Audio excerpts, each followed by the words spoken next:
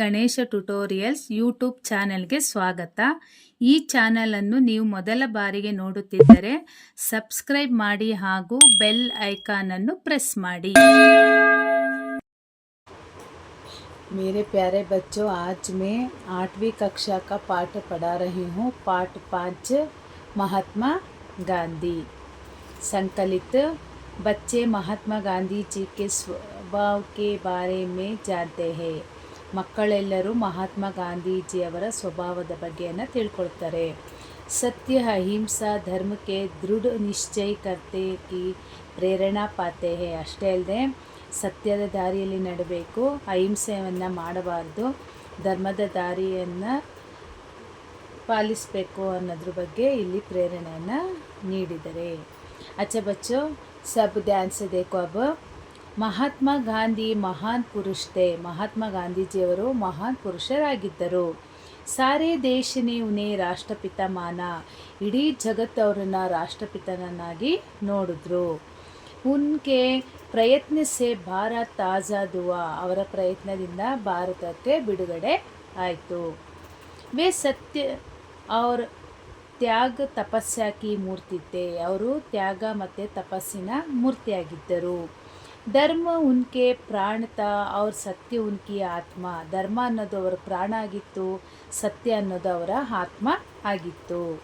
ಬಾಲಕ್ ಮೋಹನ್ ದಾಸ್ ಕರಮಚಂದ ಗಾಂಧಿ ಶರ್ಮಿಲೆ ಸ್ವಭಾವಕ್ಕೆ थे.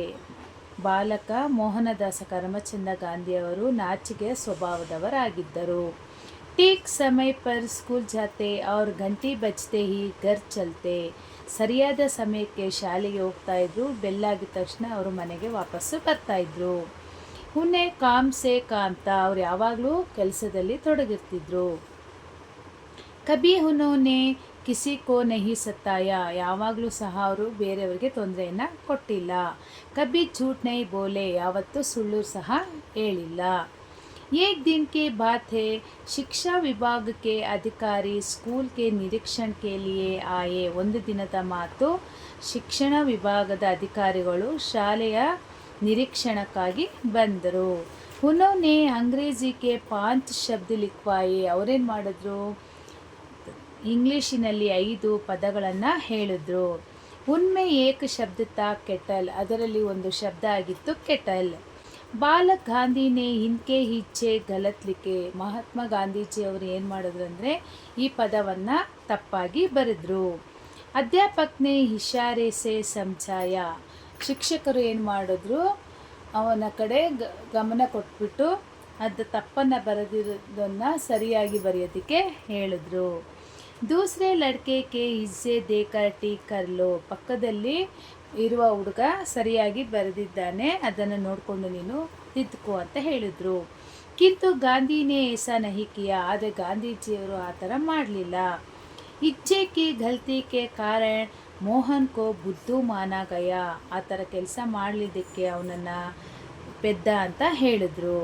ಕಿಂತು ಉನ್ಹೇ ಬುರಾನ ಲಗ. ಆದರೆ ಅವರಿಗೆ ಬೇಜಾರು ಆಗಲಿಲ್ಲ. उन्हें इस बात की खुशी थी कि उन्होंने चोरी का रास्ता नहीं अपनाया. ಆದರೆ ಅವರಿಗೆ ಈ ವಿಷಯದಲ್ಲಿ ಸಂತೋಷ ಇತ್ತು. ಏನಂದರೆ ನಾನು ಕಳ್ತನದ ರಸ್ತೆಯನ್ನು ಹಿಡಿಲಿಲ್ಲ ಅಂತ.